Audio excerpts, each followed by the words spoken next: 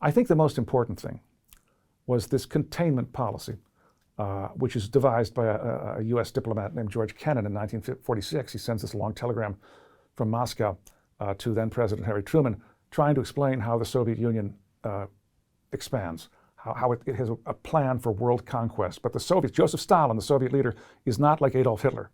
Hitler's a riverboat gambler. He takes a lot of big chances. Stalin is patient. Because of the communist theory that, ultimately capitalism must collapse, he's not going to run any risks. But any place that we show weakness, that's where the Soviets are going to move in. Now, Kennan says that in 1946.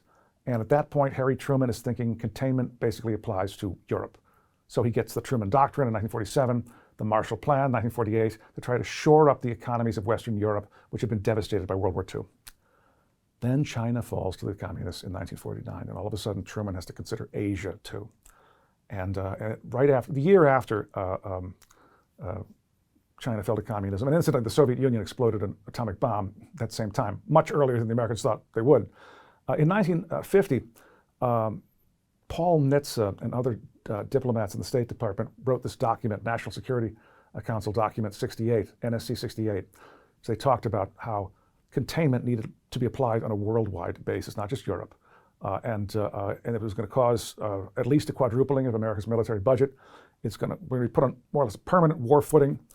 And the line that I think is most important there is that they said, quote, "A defeat for free institutions anywhere is a defeat everywhere," end quote. Meaning it doesn't matter. It doesn't matter if it's in a place of obvious importance, like say Great Britain, or whether it's in Sri Lanka. It doesn't matter. The whole world is in play. It's a zero-sum game. And Truman doesn't initially believe that this is true, but then comes the Korean War. And now he starts thinking maybe it is true. And certainly his successor Eisenhower felt that way. That's why Eisenhower gets involved in places like Egypt, gets involved in African nations, the whole planet is in play. That's basically what drove America to fight, to get involved in Vietnam and to stay there for so long.